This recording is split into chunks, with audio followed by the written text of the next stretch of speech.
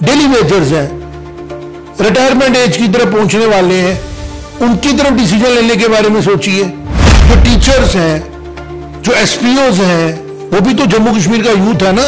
वो यूथ है जिसने किताब उठाई, जिसने नौकरी की, जिसने बिजनेस किया, उसके बारे में कौन सोचेगा। अल्लाह साहब, हम लोग जम्मू कश्मीर की बात कर रहे हैं, आप सिर्फ कश्मीर की बात करते हो और सिर्फ एक फॉर्मेलिटी के तौर पे जम्मू को लेते हैं। जम्मू दूर हो रहा है इस तरीके से कश्मीर से, और ये जम्मू कश्मीर के लिए ठीक नहीं है।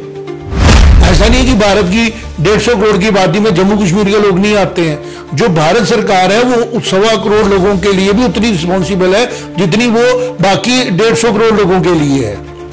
खाली जम्मू कश्मीर की असेंबली रिस्पॉन्सिबल नहीं है, क्योंकि जम्मू और कश्मीर एक कंप्लीट आइडेंटिटी है। जम्मू के बगैर थोड़ी कश्मीर ने कभी आगे बढ़ना है। फैक्ट ये है कि बीजेपी को टोटली फोकस करना चाहिए कि जम्मू का कोई राइट इनफ्रिंज ना हो। बेशक वो अपोजिशन में है, लेकिन वो पूरा मैंडेट जम्मू का लेके बैठे हैं। जय माता दी। अर्थ न्यूज में मैं शिवांग सत्यगुप्ता उन मुद्दों पे बात करूंगा जो पिछले कुछ दिनों से जम्मू के अंदर, कश्मीर के अंदर चल रहे हैं। उनको डिकोड भी करना है और उनको इस तरीके से बताना है जो उनकी सच्चाई सामने लाए। पिछले एपिसोड में भी मैं कोशिश कर रहा था ये बताने की कि इलेक्शन हो चुकी है, अपोजिशन डिफाइंड हो चुकी है, जो लोग पावर में हैं, जिनको जनता ने चुना, वो पावर में आ चुके हैं। अब चीफ मिनिस्टर साहब का बयान आ रहा है कि अगर स्टेटहुड वापस नहीं आता है तो मैं ज़्यादा देर इंतज़ार नहीं करूँगा। स्पेकुलेशन शुरू हो गई, उमर अब्दुल्ला साहब रिज़ाइन कर दें। स्पेकुलेशन शुरू हो गई है, शायद बीजेपी ने 7 लोगों के साथ जो मैनेज किया है, बीजेपी कोशिश कर सकती है कि मैं पावर में आऊँ। लेकिन इन सबके बीच में जब हम राहुल्ला साहब का बयान सुनते हैं तो मैं उनको सीधे एड्रेस कर रहा हूँ, राहुल्ला साहब, हम लोग जम्मू कश्मीर की बात कर रहे हैं, आप सिर्फ कश्मीर की बात करते हो और सिर्फ एक फॉर्मेलिटी के तौर पे जम्मू को लेते हो। सामने डेटा क्लियर है कि जम्मू की जनता ने 28 सीटें, 29 सीटें बीजेपी को दी हैं, जो एक नेशनलिस्ट माइंडसेट की पार्टी है, जिसका एजेंडा है कि पूरा देश, पूरा राष्ट्र इकट्ठे आगे बढ़े।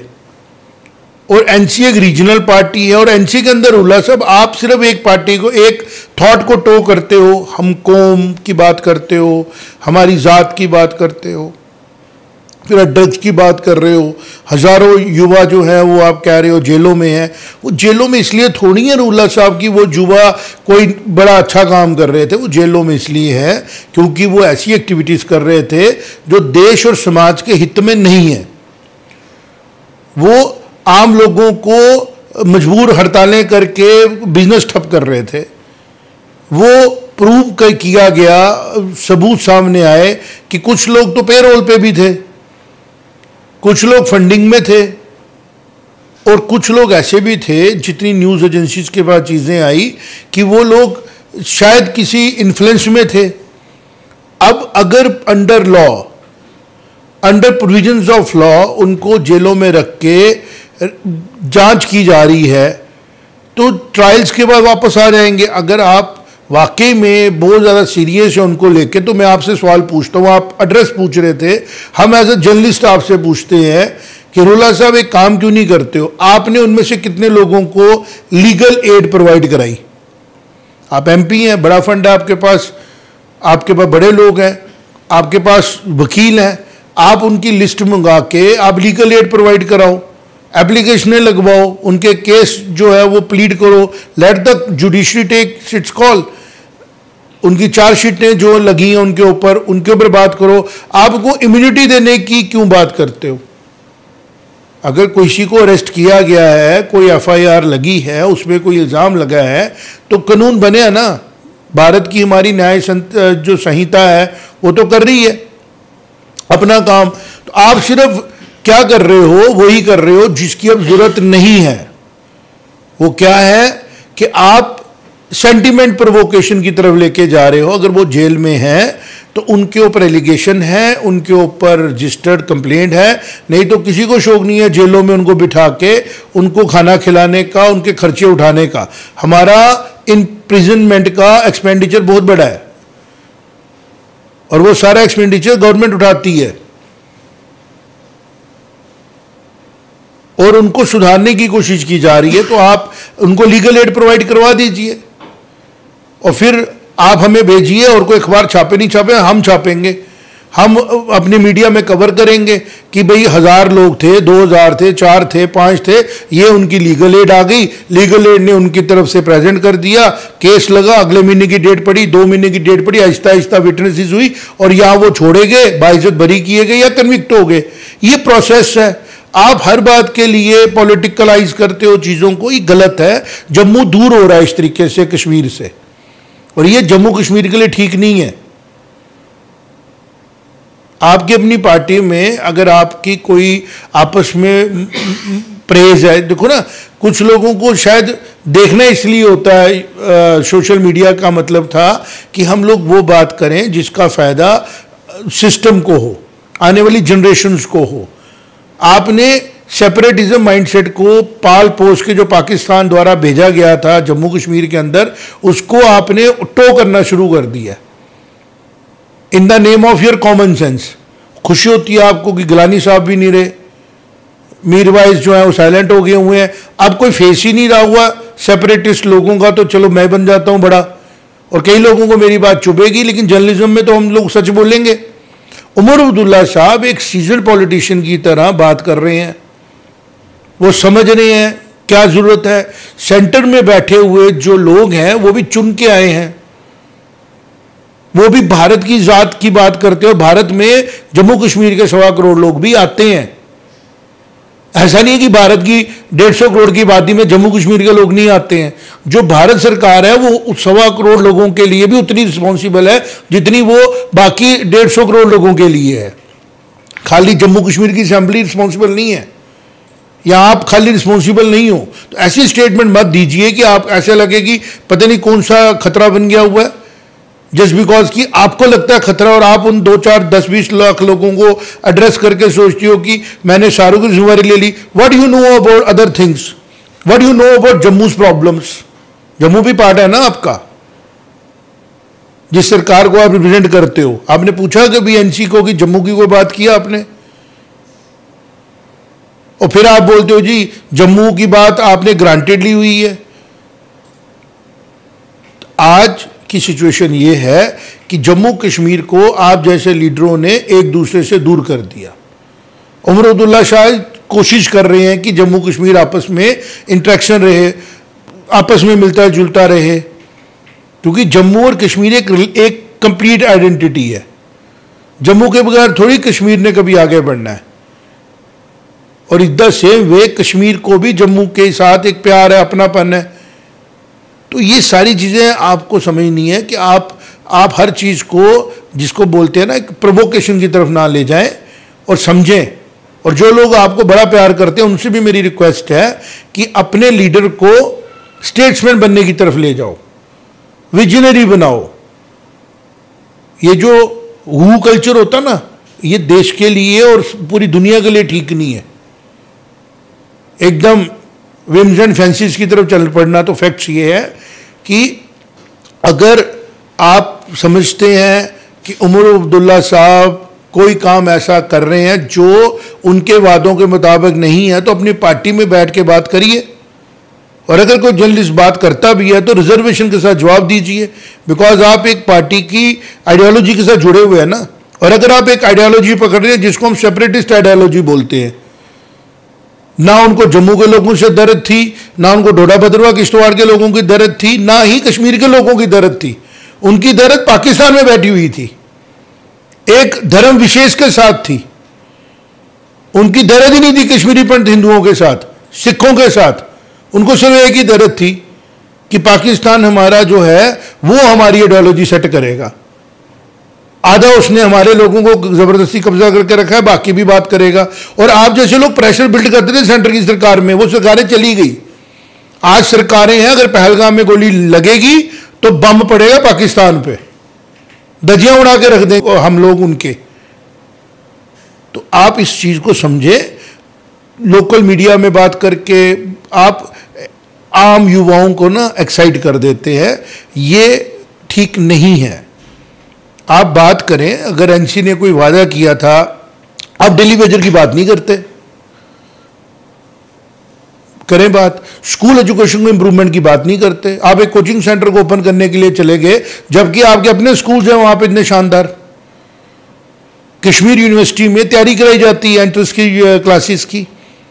J&K बोर्ड जो है वो क्लासेस कंडक्ट करता था। आप एक कमर्शियल एक्टिविटी को सपोर्ट करने चल पड़े। आपको देखना चाहिए था मैं यंग हूं, डायनामिक हूं, मैं पॉजिटिव बात करूं,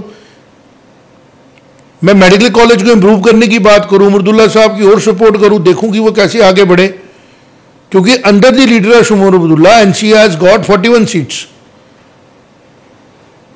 और इसी तरह मैं दूसरी रिक्वेस्ट अब करने वाला हूं बीजेपी के लोगों को, कि बीजेपी के लोगों को पूछा जा रहा है कि कहीं वो सरकार तो नहीं बना रहे हैं, कहीं वो कुछ और रास्ते पे तो नहीं जा रहे हैं। इसके ऊपर मैं कमेंट नहीं करूंगा, क्योंकि स्पेकुलेशन करके अच्छा लगता है सुनना। फैक्ट ये है कि बीजेपी को टोटली फोकस करना चाहिए कि जम्मू का कोई राइट इनफ्रिंज ना हो। बेशक वो अपोजिशन में है, लेकिन वो पूरा मैंडेट जम्मू का लेके बैठे हैं।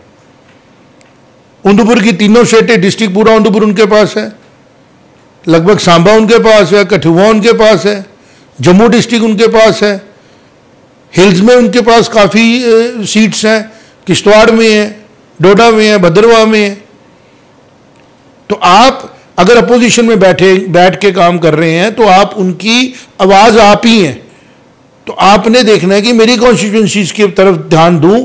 अगर आपको लगता है कि 1 साल हो गया, 4 साल बचे हैं, गवर्नमेंट बन सकती है, जो बननी होगी बनेगी। अगर एनसी में ब्रेक होता है तो नेचुरली बीजेपी संभाल के रखती है अपने लोगों को, तो बीजेपी की आइडियोलॉजी के साथ सरकार बनेगी। कोई गलत बात नहीं है, बिल्कुल गलत बात नहीं है।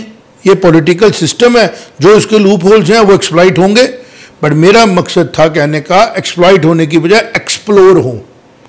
एक्सप्लोर होता है किसी की चीज को एक्सप्लोर करना, उसको बढ़ाना, उसका फायदा देना। एक्सप्लॉइट होता है उसकी कमजोरी का फायदा उठाना। कमजोरी है डेमोक्रेटिक प्रोसेस की कि अगर शिफ्टिंग होती है तो नई सरकार आती है। अभी जुमा 1 साल हुआ है उमरदुल्ला साहब को आए हुए। स्टेटहुड सबको चाहिए, सबसे ज्यादा तो सेंटर को चाहिए कि मैं जल्दी स्टेटहुड दूं, क्योंकि अमित शाह जी ने एक कद्दावर लीडर है, फ्लोरा हाउस में बोला था कि जैसे हालात नॉर्मल होंगे आज J&K हम वापस उनको दे देंगे। और मुझे लगता है डिसीजन जल्दी आएगा, शायद आने ही वाला है, तभी ये माहौल बन रहा है। लेकिन उसके लिए ग्राउंड पे लोगों को एक विश्वास दीजिए कि जम्मू के बीजेपी के 28 MLA, इंडिपेंडेंट MLA, एनसी के सारे MLA, कांग्रेस के सारे MLA मिलके जो जम्मू कश्मीर अब आगे बढ़ेगा पूरे देश के साथ, अपना अपना रोल प्ले करेंगे। और 5 साल के बाद जब इलेक्शन आएगी उस टाइम आपका टाइम होगा। आप बताएं अपना काम, पार्टी का काम बताएं, आइडियोलॉजी बताएं। आपने वादा किया था बिजली के लिए, आपने वादा किया था सिस्टम के लिए, आप जम्मू में वो चीज़ें प्रोवाइड करें, आप कश्मीर में करें, आप दोनों मिलकर जम्मू कश्मीर के लिए काम करें। और सब लोग मिलकर जम्मू कश्मीर की स्टेबिलिटी और प्रॉस्पेरिटी की बात करें। स्टेबिलिटी किससे आनी है? वो आनी है जम्मू कश्मीर में एजुकेशन अच्छी हो, हेल्थ अच्छी हो, रोड इंफ्रास्ट्रक्चर अच्छा हो, इंडस्ट्री यहाँ पे ग्रो करे, लोकल इंडस्ट्री बूम करे। आज खबर आ रही थी कि केसर की इंडस्ट्री में फर्क आ गया है, मौसम की मार पड़ी है, वो लोग फार्मर्स दुखी हैं। इसके ऊपर चर्चा करने की ज़रूरत है, ये न्यूज़ बनाने की ज़रूरत है। क्योंकि पहले भी मैंने रिक्वेस्ट की थी, आज फिर से रात को बैठ के बात कर रहा हूँ, सुबह ये टेलीकास्ट होगा, कुछ लोग सुनेंगे कुछ नहीं सुनेंगे। ये जो लोग जिनको फॉलो करते हैं ना, उनके लिए कहा गया अगर आपको लोग फॉलो करते हैं तो आप अपने मुंह से वो बात करें जिससे जनता का भला हो। दर्द है, अगर जम्मू कश्मीर का यूथ जेल में बंद है तो इसके ऊपर चर्चा होनी चाहिए, बिल्कुल होनी चाहिए, लेकिन उसको एज अ तंज नहीं ना कसना चाहिए। क्योंकि जो लोग अभी बाहर हैं, डेली वेजर्स हैं, रिटायरमेंट एज की तरफ पहुंचने वाले हैं, उनकी तरफ डिसीजन लेने के बारे में सोचिए। जो टीचर्स हैं, जो एसपीओज हैं, वो भी तो जम्मू कश्मीर का यूथ है ना। ये वो यूथ है जो जेल में है, जिसने पत्थर उठाया, वो यूथ है जिसने किताब उठाई, जिसने नौकरी की, जिसने बिजनेस किया। उसके बारे में कौन सोचेगा? एक एक करके पकड़े ना चीजों को। तो चर्चा की छोटी सी मुद्दा ये था, उमरुद्दुल्ला साहब से भी रिक्वेस्ट है, सुनील शर्मा साहब से भी रिक्वेस्ट है, रहुल्ला साहब से भी रिक्वेस्ट है, जो 4 ये MP बने उनसे भी रिक्वेस्ट है कि आप सब लोग बहुत अच्छा काम कर रहे हैं। हो गई गपशप, कभी बात कर ली कोई, लेकिन आप पूरा दिन जब अपना ट्विटर देखें, सॉरी एक्स देखें, आप अपने बयान देखें और अपने आप से बात करें, अपना रिपोर्ट कार्ड बनाएं कि मैंने इनमें से कितनी बातें की जो लोगों को मास एजुकेशन की तरफ ले जाएंगी, मेरी कॉन्स्टिट्यूंसी में बिजली पानी की समस्या के साथ एजुकेशन हेल्थ की तरफ ले जाएंगी, मोटिवेशन देंगी, या हम लोगों ने सिर्फ वो बोला जिससे लोग आपस में लड़ें, झगड़ा करें, परेशान हो, टेंशन में आए, स्पेकुलेशन करें अब क्या होगा, कौन सा MLA किधर जाएगा, कौन सा MLA ने क्या कर दिया। ऐसा कुछ नहीं। और जनता से भी अपील है कि आप भी देखें, MLA सिक्योर हो गए, इनकी सैलरी फिक्स हो गई, DC साहब की, तहसीलदार साहब की, सबकी सैलरी फिक्स है, ये सब सिक्योर्ड है। अगर कोई इनसिक्योर्ड है वो जनता है, और जनता अगर अवेयर होती है तो ये सब लोग अपना काम ठीक से करेंगे। और जनता अपने इंटरेस्ट को देख ही नहीं पाएगी अगर वो इसी कंफ्यूजन में रहेगी, घर में खाना नहीं है, चलो जी आज सरकार टूट रही है, तो इंटरेस्ट आ गया टूटने की तरफ, भूल गए कि बीवी बच्चों के खाना है नहीं है, बिजली पानी है नहीं है। तो मेरी रिक्वेस्ट जनता को होगी कि आप अपनी प्रॉब्लम को फिक्स रखें और जो आपकी प्रॉब्लम सॉल्व करे उस तरफ जाने। आपकी सबसे बड़ी प्रॉब्लम है stability, financial, social, health, education and peace of mind, और उससे ऊपर देश की सिक्योरिटी। अगर देश की सिक्योरिटी को कोई थ्रेट है तो जो भी आपके पब्लिक रिप्रेजेंटेटिव उसको थ्रेट में डालते हैं उनको बाइकआउट करिए, और जो उसको प्रोटेक्ट करते हैं उनके साथ खड़े रहिए। और जो सेंटर की सरकार है उसने प्रूव कर दिया है 2014 से लेकर 2025 तक, spotless for the interest of nation and national strength and nation security. तो कोई ऐसा काम ना करें, ऐसी स्टेटमेंट ना दें जिससे कि आम पब्लिक में एक तनाव पैदा हो और डिफरेंसेस क्रिएट हो। 2029 की इलेक्शन होगी, आप भी अपने MP खड़े करें, आपने जीती थी, आप पार्लियामेंट में बात करें, किसने मना किया आपको। लेकिन आप जब हर बार अगर वोट पड़ गए, ओपन हो गए, खत्म करो यार, MP बन गया वो। और अपोजिशन में जो लोग बैठे हैं कि शायद कुछ लोग टूट के आ जाएंगे, फिर हम सरकार, फिर आपको 3 साल ही मिलेंगे। आप पहले देखेंगे जब 14 से लेके आपको मौका मिला PDP के साथ, आपने क्या टारगेट अचीव किए। अब अगर मौका मिलता है तो क्या टारगेट अचीव करोगे। लेकिन जो अभी आपका टारगेट है कॉन्स्टिट्यूंसी में रहना, आपने बढ़िया काम किया। जब फ्लड्स आए बढ़िया काम किया, दिन रात आप रहे उधर ही, लेकिन अभी भी उसके रिलेटेड काम बहुत पेंडिंग है।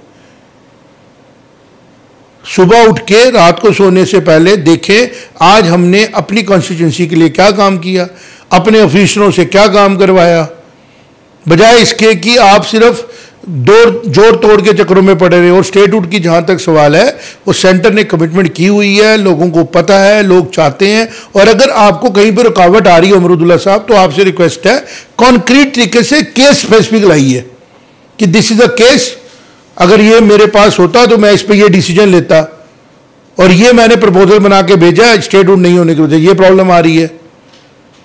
बार बार PSA के ऊपर डिस्कशनें करने से सिर्फ टाइम वेस्ट हो रहा है और ग्राउंड पे चीजें डिले हो रही हैं, जिसका खमियाजा 70 साल से हमारे पिताजी ने भी भुगता, दादाजी ने भी भुगता, हम भी भुगत रहे हैं। We also want to grow, we also want to be in the mainstream. Jammu Kashmir को हक बनता है इतनी रिसोर्सफुल स्टेट होने के बाद, UT बनने के बाद, अब वो मेन स्ट्रीम में आए और आगे बढ़े। तो टेररिज्म को कंट्रोल किया सेंटर ने, तो let the centre takes care of security.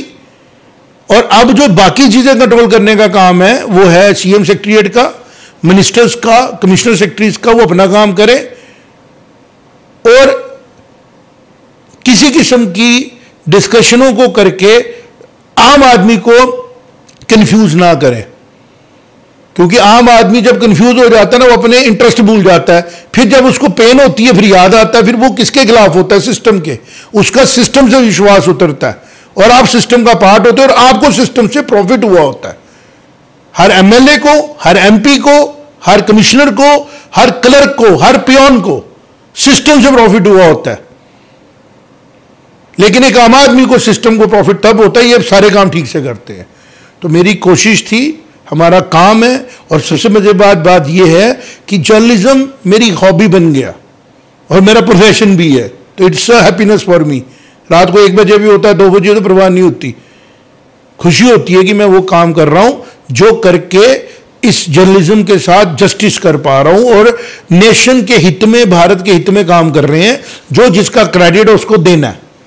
BJP is mostly representing Jammu, but it's in opposition. But LG office has close proximity with BJP leaders. NC is in power, but दिन ब दिन राहुल जैसे लोगों की statement जैसे NC का जो foot hold Jammu में कभी रहा वो आज तो ऐसा इरोड हो रहा है, क्योंकि NC में बैठे हुए लोग किसी टाइम पे जम्मू को साथ लेकर चलते थे। इस बार भी NC ने 2 पोस्टें हमारे जम्मू के लोगों को दी, पर फिर भी जब ऐसी स्टेटमेंटें आती हैं कश्मीर कश्मीर कश्मीर, तो जम्मू के लोगों को लगता है हमारा क्या NC में। तो ये चीजें सेंसिटिव होती हैं और ये चीजें इकट्ठे करने की बजाय तोड़ती हैं। तो अच्छी राजनीति है जो जोड़े लोगों को, खाली जम्मू कश्मीर और लद्दाख को नहीं जोड़े, जो पूरे 100 करोड़ लोगों को आपस में जोड़े। वो जुड़ते हैं सच के ऊपर। सच ये है कि भारत की जो सेंटर की सरकार बैठी है वो मैंडेट लेके आई है और कॉन्स्टिट्यूशन की ओथ ले चुकी है, और कॉन्स्टिट्यूशन हमारा हर धर्म, हर जात को, हर फिरके को एक ही नजर से देखता है। तो how the ruling party will have 2 mindsets. ये पॉलिटिकल बातें हैं, ये चीप पॉलिटिकल बातें हैं, पॉलिटिकल बातें भी नहीं है। लेकिन जो पावर से बाहर रह गए वो अब शोर मचाएंगे। तो मैं उस चीज के ऊपर कमेंट नहीं करना चाहता हूं।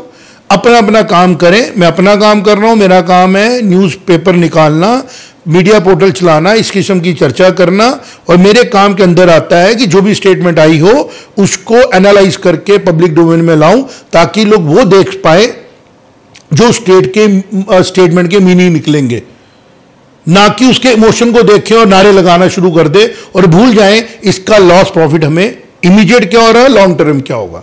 Thank you very much. जय माता दी।